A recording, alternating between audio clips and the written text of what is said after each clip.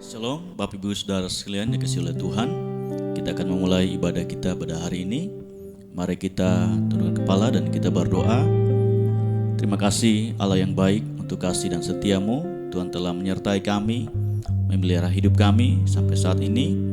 Dan kami akan memulai ibadah kami, memuji, memuliakan nama-Mu Tuhan. Sucikan dan layakan setiap kami Bapa, agar setiap pujian dan penyembahan kami boleh menjadi dupa yang berbau harum di hadapan-Mu Tuhan. Roh Kudus mengurapi setiap kami Bapa, biarlah ibadah kami boleh berjalan dari awal sampai dengan selesainya, boleh ada dalam tuntunan kuasa Roh Kudus. Di dalam nama Tuhan Yesus Kristus, haleluya, amin.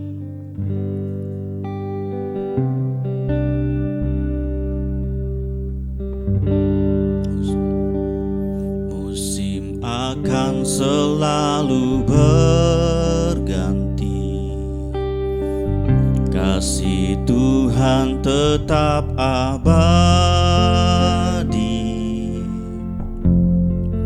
tak akan berubah sampai selamanya. Ku tetap percaya, yakin Tuhan memberkati, ku yakin Tuhan melindungi. Burung di udara Tuhan pelihara karena kasih-Nya. Tuhan selalu menolongku,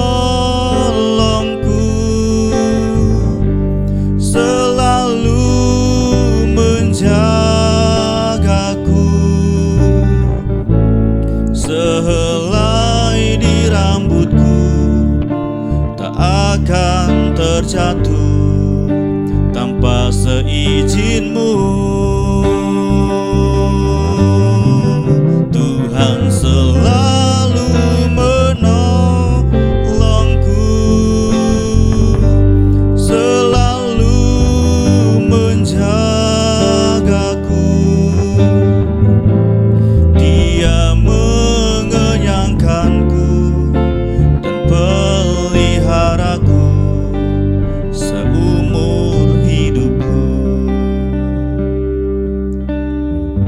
Musim akan selalu berganti, kasih Tuhan tetap abadi,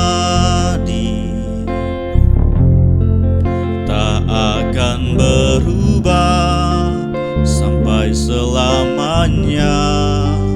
Ku tetap percaya,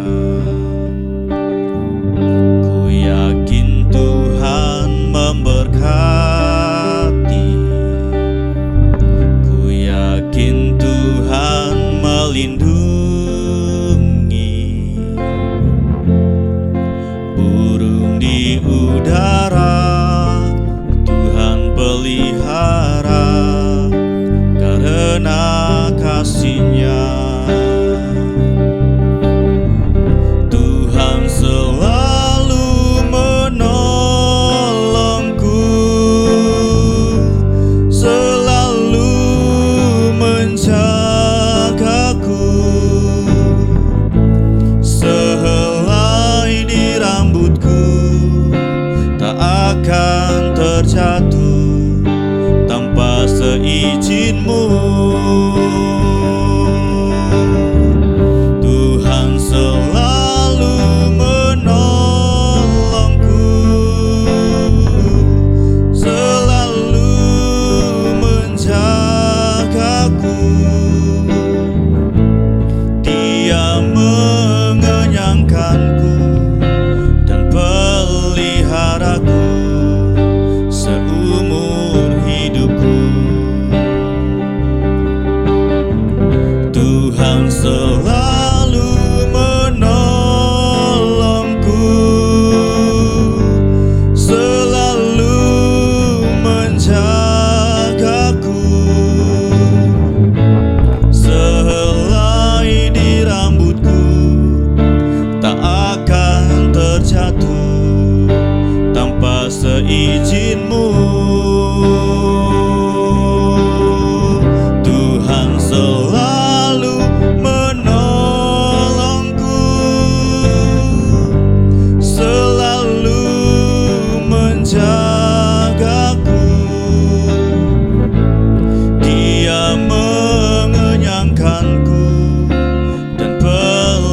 peliharaku seumur hidupku.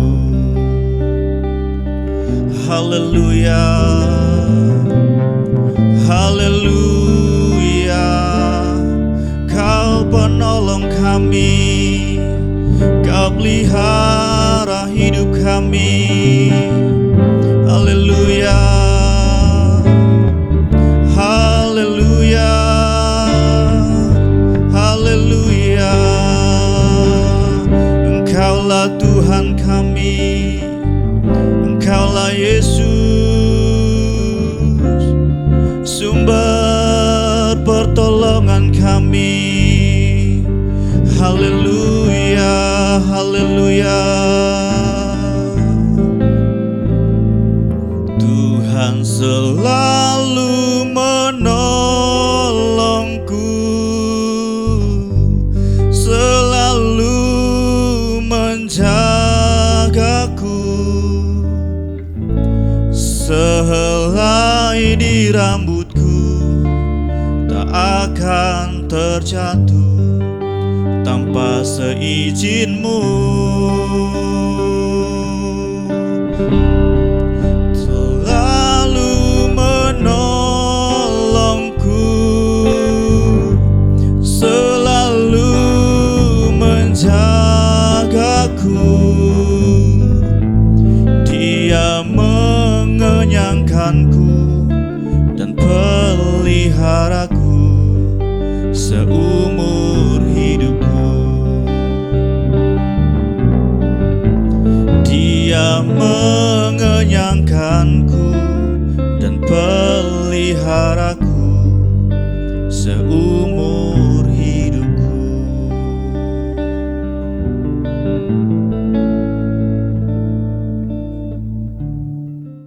Salam saudara yang dikasihi Tuhan. Sebelum kita mendengarkan firman Tuhan, kita berdoa terlebih dahulu.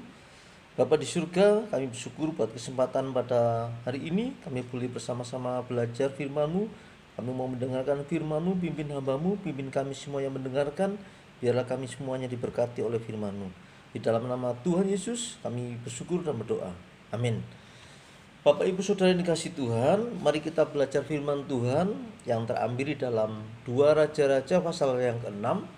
Sebetulnya pembacaan kita mulai ayat yang ke-24 sampai pasal 7 ayat yang ke-20. Tapi kita baca dulu pasal 6 ayat 24 sampai pasal 7 ayat yang pertama. 2 Raja-Raja pasal yang ke-6 ayat 24 sampai pasal 7 ayat yang pertama. Demikian bunyi firman Tuhan. Sesudah itu Ben-Hadad Raja Aram menghimpunkan seluruh tentaranya lalu maju mengepung Samaria. Maka terjadilah kelaparan hebat di Samaria selama mereka mengepungnya, sehingga sebuah kepala keledai berharga 80 sikal perak dan 1/4 kap tahi merpati berharga 5 sikal perak. Suatu kali ketika Raja Israel berjalan di atas tembok, datanglah seorang perempuan mengadukan halnya kepada raja sambil berseru, "Tolonglah ya tuanku raja." Jawabnya, "Jika Tuhan tidak menolong engkau, dengan apakah aku dapat menolong engkau? Dengan hasil pengirikankah atau hasil pemerasan anggur?" Kemudian bertanyalah raja kepadanya, "Ada apa?" Jawab perempuan itu, "Perempuan ini berkata kepadaku, berilah anakmu laki-laki supaya kita makan dia pada hari ini, dan besok akan kita makan anakku laki-laki. Jadi kami memasak anakku dan memakan dia. Tetapi ketika aku berkata kepadanya pada hari berikutnya, berilah anakmu supaya kita makan dia, maka perempuan ini menyembunyikan anaknya. Tatkala raja mendengar perkataan perempuan itu, dikoyakkannya lah pakaiannya, dan sedang ia berjalan di atas tembok, kelihatanlah kepada orang banyak bahwa ia memakai kain kabung pada kulit tubuhnya. Lalu berkatalah raja, "Beginilah kiranya Allah menghukum aku, bahkan lebih daripada itu, jika masih tinggal kepala Elisa bin Safat di atas tubuhnya pada hari ini." Adapun Elisa duduk-duduk di rumahnya, dan para tua-tua duduk bersama-sama dia. Raja menyuruh orang berjalan mendahulinya, tetapi sebelum suruhan itu sampai kepada Elisa, Elisa sudah berkata kepada para tua-tua itu, "Tahukah kamu bahwa si pembunuh itu menyuruh orang untuk memenggal kepalaku? Awas-awaslah apabila suruhan itu datang, segeralah tutup pintu dan tahanlah dia supaya orang itu jangan masuk. Bukankah sudah kedengaran bunyi langkah tuannya di belakangnya? Selagi ia berbicara dengan mereka, datanglah raja mendapatkan dia. Berkatalah raja kepadanya, sesungguhnya malapetaka ini adalah daripada Tuhan. Mengapakah aku berharap kepada Tuhan lagi? Pasal 7 ayat pertama. Lalu berkatalah Elisa, dengarlah firman Tuhan. Beginilah firman Tuhan. Besok kira-kira waktu ini sesukat tepung yang terbaik akan berharga sesikal, dan 2 sukat jelai akan berharga sesikal di pintu gerbang Samaria. Amin. Bacaan firman Tuhan. Judul firman Tuhan hari ini yaitu Tuhan sumber pertolongan di tengah ketidakmungkinan. Tuhan sumber pertolongan di tengah ketidakmungkinan. Bapak Ibu Saudara yang dikasihi Tuhan, pengepungan kota Samaria oleh Aram menciptakan situasi yang kelihatannya tidak memiliki jalan keluar sama sekali. Kelaparan, ketakutan, keputusasaan melanda kota tersebut. Namun dalam situasi yang paling gelap, kita diajarkan ya bahwa Tuhan menunjukkan kuasa-Nya untuk memberikan pertolongannya yang tidak terduga. Kisah ini mengajarkan kita bahwa tidak ada situasi yang terlalu sulit bagi Tuhan kita. Ibu kota kerajaan Israel Samaria mengalami krisis yang hebat. Tentara kerajaan Aram Damaskus, kalau sekarang masuk wilayah negara Suriah begitu, pada saat itu dipimpin oleh sang raja yang bernama Ben-Hadad II, itu mengepung ya. Sang raja sepertinya sudah melupakan kebaikan Nabi Elisa ya berkaitan dengan penyembuhan panglima Aram ya, Naaman gitu ya, dalam 2 Raja-Raja pasal 5, atau melupakan kekalahan mereka sebelumnya di dalam 2 Raja-Raja 6 ayat 8 sampai 23. Ada kemungkinan Ben-Hadad ini hendak melampiaskan dendam akibat pernah ditawan oleh Raja Israel Ahab gitu ya. Dan kebetulan Raja Israel saat ini, saat pembacaan ini adalah Yoram, itu adalah anaknya Ahab. Pengepungan itu biasanya bisa terjadi sangat lama ya, bisa berbulan-bulan bahkan bisa mungkin tahunan gitu ya.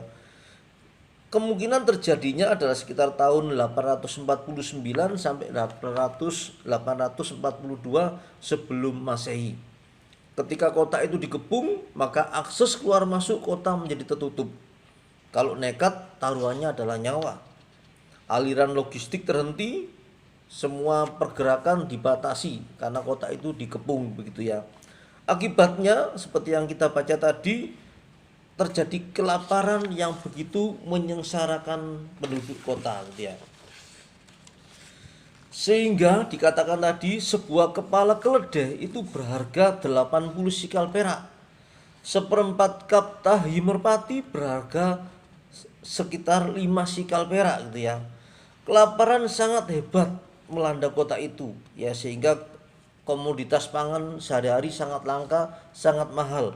Sehingga muncul alternatif pangan ya, komoditas alternatif ya, muncul alternatif pangan yang beda dari biasanya walaupun tidak murah juga. Bayangkan keledai itu adalah hewan tidak berkuku gitu ya, tidak berkuku belah, dan menurut Imamat pasal 11 itu adalah hewan haram, seharusnya tidak boleh dimakan. Itu pun akhirnya menjadi makanan.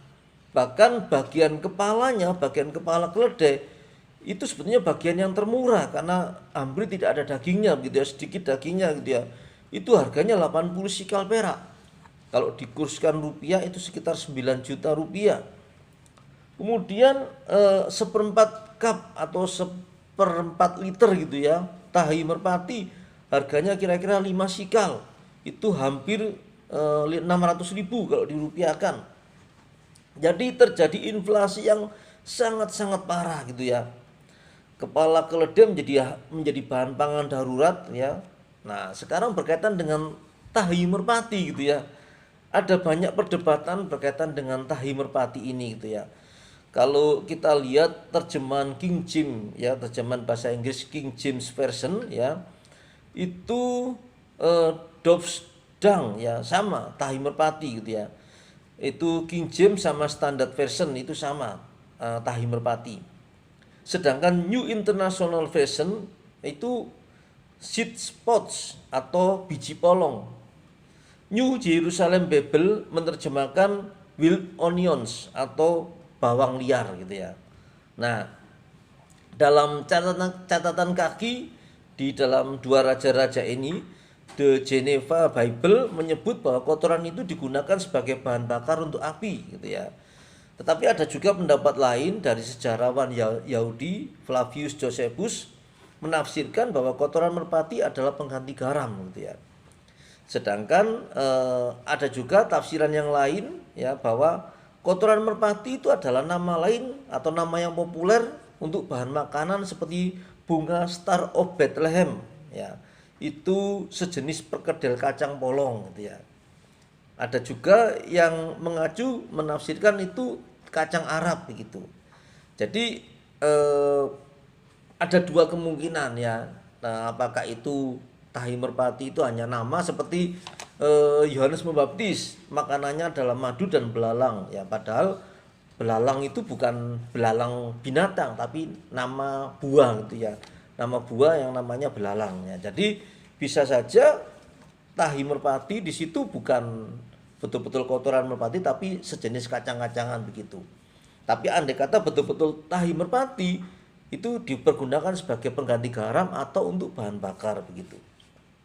Jadi kondisi ini begitu parah. Bahkan Raja Yoram dihadapkan suatu kejadian yang begitu menyayat hati gitu ya. Bagaimana dua perempuan mengadakan janji horor gitu ya, sangat horor gitu ya. Saking kelaparannya dan mereka sudah kondisi terpaksa sekali, mereka janjian memasak anak mereka masing-masing, gantian begitu.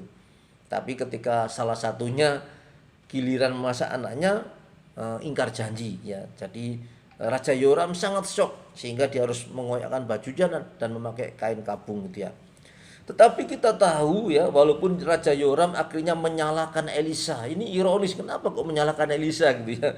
Padahal kan ini kan kondisi perang gitu ya.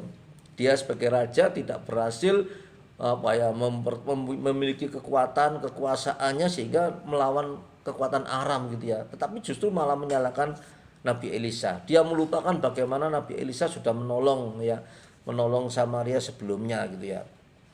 Nah, tetapi janji Tuhan disampaikan oleh Nabi Elisa gitu ya. Pasal 7 ayat yang pertama. Lalu berkatalah Elisa, dengarlah firman Tuhan, beginilah firman Tuhan. Besok kira-kira waktu ini sesukat tepung yang terbaik akan berharga sesikal dan 2 sukat jelai akan berharga sesikal di pintu gerbang Samaria. Janji Tuhan disampaikan, artinya pertolongan Tuhan yang walaupun dalam suatu sikon keadaan yang rasanya tidak mungkin, Tuhan menyampaikan janjinya melalui Nabi Elisa bahwa Tuhan akan mengadakan kelepasan, pertolongan gitu ya. Jadi poin yang pertama, kita harus mengakui, kita harus meyakini gitu ya, bahwa Tuhan itu berdaulat atas segala situasi ya. Tidak ada situasi sulit apapun di hadapan Tuhan ya. Jadi ketika kita anak Tuhan, mengandalkan Tuhan, berserah kepada Tuhan, kita percaya Tuhan mampu menolong kita ya. Tuhan mampu menolong kita. Jadi bahkan janji pertolongan itu tidak lama, 24 jam ya. Kira-kira hari ini pada waktu ini gitu ya, besok akan terjadi seperti ini gitu ya. Kira-kira besok pada waktu jam ini gitu ya, itu akan terjadi pertolongan Tuhan. Jadi cuma 24 jam pertolongan Tuhan dinyatakan ya. Satu sikal tadi kan sesukat tepung yang terbaik itu berharga cuma sesikal ya, padahal tadi seperempat cup tahi merpati aja 5 sikal ya. Satu sikal itu ukuran timbangan gitu ya, 11,4 gram, dan kemungkinan besar konteks saat itu adalah untuk perak bukan untuk emas, karena kondisinya memang betul-betul sengsara gitu ya. Jadi kurang lebih kalau dirupiahkan sekitar 120.000 gitu ya. Walaupun mungkin bagi kita kelihatannya kok mahal ya, tapi mungkin konteks saat itu tidak mahal karena sesuai dengan konteksnya gitu ya. Jadi jelas sekali kontras dengan Yoram yang menyalahkan Tuhan ya. Di sini kita lihat bahwa Yoram jelas menyalahkan, atau kemungkinan Yoram bersikap seperti itu wajar gitu ya. Kenapa? Karena memang Yoram adalah anak dari Raja Ahab. Kita tahu Raja Ahab itu bukan raja yang takut akan Tuhan, bahkan mungkin bukan raja yang mengabdi sepenuhnya kepada Tuhan gitu ya. Jadi Di sini kita belajar yang pertama bahwa Tuhan itu berdaulat atas segala sesuatu. Walaupun sepertinya tidak mungkin, sepertinya enggak bisa ini gitu ya. Tapi ketika kita mengandalkan Tuhan ya, Tuhan menolong ya. Tuhan, janji Tuhan itu pasti akan tergenapi. Nanti kita akan lihat kisah selanjutnya gitu ya. Jadi di sini yang pertama bahwa Tuhan itu berdaulat atas segala sesuatu. Saya pernah mendengar kesaksian bagaimana seorang anak remaja begitu, kemudian tetangganya itu mengatakan, oh nggak mungkin kamu bisa sekolah tinggi gitu ya, nggak mungkin kamu bisa berhasil begitu. Dan anak ini kebetulan adik kelas saya, dan dia sekolah teologi dan dia bisa sampai S2 kalau nggak salah gitu ya, sudah S2 dan menjadi seorang gembala, menjadi seorang yang berhasil gitu ya. Artinya walaupun tetangga itu mencibir mungkin karena sikon ekonomi keluarganya sehingga mengatakan tidak mungkin kamu bisa berhasil jadi orang begitu, tapi nyata-nyatanya karena dia takut akan Tuhan, karena dia di dalam Tuhan begitu, akhirnya dia bisa berhasil gitu ya. Saya pernah mendengar kesaksian teman juga bahwa orang tuanya itu divonis gitu ya, tidak bisa punya anak, bahkan keluarganya itu sempat mengucilkan karena kok sudah lama nggak punya anak. Tapi kedua orang tuanya berdoa terus, akhirnya lahirlah dia ini, teman saya ini gitu ya. Jadi tidak ada yang tidak mungkin bagi Tuhan ya, tidak ada yang tidak mungkin bagi Tuhan. Mari kita mengimani ini, mari kita mempercayai firman Tuhan ya. Keadaan situasi yang sesulit apapun, bila Tuhan ada bersama kita ya, kita tidak perlu takut ya, kita percaya pertolongan Tuhan itu nyata. Amin saudara. Yang kedua, kita lihat cerita berikutnya gitu ya. Pasal 2 Raja 7 ayat 3 sampai ini panjang juga ya, ayat 18 gitu ya. Atau kita nggak baca semua gitu ya. Kita baca ayat yang ke-7, pasal 2 Raja 7 ayat 3 sampai 7. 4 orang yang sakit kusta ada di depan pintu gerbang. Berkatalah yang seorang kepada yang lain, mengapakah kita duduk-duduk di sini sampai mati? Jika kita berkata, baiklah kita masuk ke kota, padahal dalam kota ada kelaparan, kita akan mati di sana. Dan jika kita tinggal di sini, kita akan mati juga. Jadi sekarang marilah kita menyeberang ke perkemahan tentara Aram. Jika mereka membiarkan kita hidup, kita akan hidup. Jika mereka mematikan kita, kita akan mati. Lalu pada waktu senja, bangkitlah mereka masuk ke tempat perkemahan orang Aram. Tetapi ketika mereka sampai ke pinggir tempat perkemahan orang Aram itu, tampaklah tidak ada orang di sana. Sebab Tuhan telah membuat tentara Aram ini mendengar bunyi kereta, bunyi kuda, bunyi tentara yang besar, sehingga berkatalah yang seorang kepada yang lain, sesungguhnya Raja Israel telah mengupah raja-raja orang Het dan raja-raja orang Misraim melawan kita supaya mereka menyerang kita. Karena itu bangkitlah mereka melarikan diri pada waktu senja dengan meninggalkan kemah dan kuda dan keledai mereka serta tempat perkemahan itu dengan begitu saja. Mereka melarikan diri menyelamatkan nyawanya. Jadi di sini kita melihat bagaimana Tuhan menyatakan mujizatnya. Apa yang dikatakan Nabi Elisa terbukti benar gitu ya. Jadi poin yang kedua, kita harus percaya ya. Kita harus melangkah, kita harus berjalan dengan iman gitu ya. Dan di sini ceritanya memang agak unik gitu ya. 4 orang kusta itu bingung ya, situasinya sulit. Kalau ke kota kelaparan. Kalau ke tentara Aram musuh gitu ya, nanti mereka takut dibunuh. Tapi ya sudahlah, daripada sama-sama mati, diam aja pun juga mati. Mending istilahnya coba-coba gitu ya, coba-coba ke tentara Aram. Kalau syukur-syukur kalau dibiarkan hidup gitu ya, diberi makan begitu ya. Justru malah kejadiannya luar biasa. Mereka malah melihat perkemahan tentara Aram itu kosong gitu ya. Karena Tuhan menyatakan kuasanya, sehingga tentara Aram itu mendengar bunyi kereta, bunyi kuda, bunyi tentara yang besar gitu ya, sehingga mereka ketakutan. Ya, mereka pikir orang Israel, bangsa Raja Yoram mengupah orang Het ya, raja-raja Het, raja-raja Misraim melawan mereka gitu ya, sehingga mereka melarikan diri. Padahal itu hanya istilahnya pertolongan Tuhan, tidak ada bantuan dari pihak asing sama sekali gitu ya. Jadi di sini orang kusta ya, melalui empat orang kusta ini, akhirnya info ini sampai kepada eh, orang Israel ya, orang Samaria, kota Samaria gitu ya. Jadi kita harus melangkah dengan iman, kita harus berjalan dengan iman, bukan dengan perasaan, bukan dengan penglihatan kita secara manusia gitu ya. Memang kalau kita lihat secara manusia kita bisa apa ya, kita mungkin banyak nggak bisanya gitu ya. Tapi ketika kita berjalan dengan Tuhan, kita percaya Tuhan yang menolong kita gitu ya. 2 Korintus 5 ayat 7 mengatakan, sebab hidup kami ini adalah hidup karena percaya, bukan karena melihat. Ya, jadi Bapak Ibu yang kasih Tuhan, kita diingatkan yang poin yang kedua bahwa kita harus berjalan dengan iman ya. Kita percaya Tuhan itu berdaulat atas segala situasi apapun gitu ya. Dan yang kedua kita harus melangkah berjalan dengan iman gitu ya. Singkat cerita, kalau kita lihat dalam kisah ini bagaimana Tuhan menyatakan pertolongannya kepada kota Samaria ya. Dan yang menarik poin yang ketiga. Nah, poin yang ketiga, kita tidak boleh ragu akan janji Tuhan gitu ya. Yang menarik ya kalau kita lihat 2 Raja-Raja pasal 7 ayat 2 ya. 2 Raja-Raja 7 ayat 2. Tetapi perwira yang menjadi ajudan raja menjawab abdi Allah, katanya, sekalipun Tuhan membuat tingkap-tingkap di langit, masakan hal itu mungkin terjadi ya. Jawab abdi Allah, sesungguhnya engkau akan melihatnya dengan matamu sendiri, tetapi tidak akan makan apa-apa daripadanya ya. Ayat 19, pada waktu itu si perwira menjawab abdi Allah itu, sekalipun Tuhan membuat tingkap-tingkap di langit, masakan hal itu mungkin terjadi.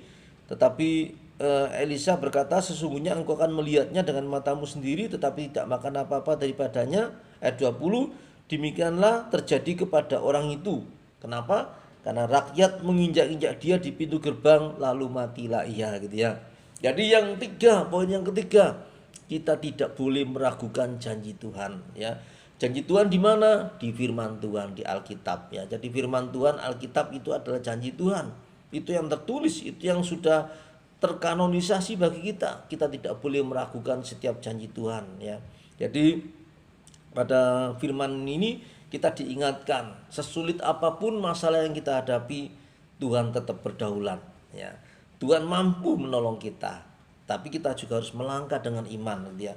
Kita harus berani melangkah. Kita tidak boleh terpaku dengan apa yang nampak gitu ya. Tapi kita harus melangkah dengan iman dan tidak boleh ragu, tidak boleh ragu. Ajudan raja ini ya, si perwira ini ragu gitu ya. Begitu meragukan apa yang dikatakan Elisa ya, firman Tuhan yang dikatakan Elisa, dan akibatnya dia mati terinjak-injak oleh rakyat yang begitu antusias mendatangi kemah orang Aram karena mereka begitu kelaparan, begitu kesusahan begitu ya. Dan si perwira ini cuma melihat tok, bahkan akhirnya mati terinjak-injak gitu ya. Jadi kita diingatkan kembali, mari Bapak Ibu Saudara yang dikasih Tuhan, Tuhan itu berdaulat atas segala sesuatu dan kita harus berani berjalan melangkah dengan iman gitu ya. Dan jangan ada keraguan. Kalau kita ragu, maka kita akan mengalami kerugian sendiri, kita akan mengalami kekecewaan sendiri. Biarlah firman Tuhan ini menegur, menguatkan, memberkati kita semua. Mari kita berdoa. Bapa di surga, kami bersyukur buat firman-Mu yang sudah kami dengarkan. Biarlah firman-Mu bukan hanya kami mengerti, mampukan kami melakukannya, mampukan kami meresapinya dalam hati kami, mengingatnya terus dalam setiap situasi kondisi yang kami hadapi, sehingga kami bisa mengambil suatu keputusan, suatu kesimpulan yang baik, yang benar, sesuai dengan firman-Mu. Biar kami tetap percaya Tuhanlah yang memegang kendali hidup kami, Engkau berdaulat atas hidup kami. Biar kami tetap mau melangkah dengan iman tanpa keraguan apapun, karena kami percaya Engkau berdaulat atas hidup kami, Engkau berkuasa atas hidup kami. Terima kasih Bapa, dalam nama Tuhan Yesus Kristus kami bersyukur dan berdoa. Amin. Tuhan berkati kita semua.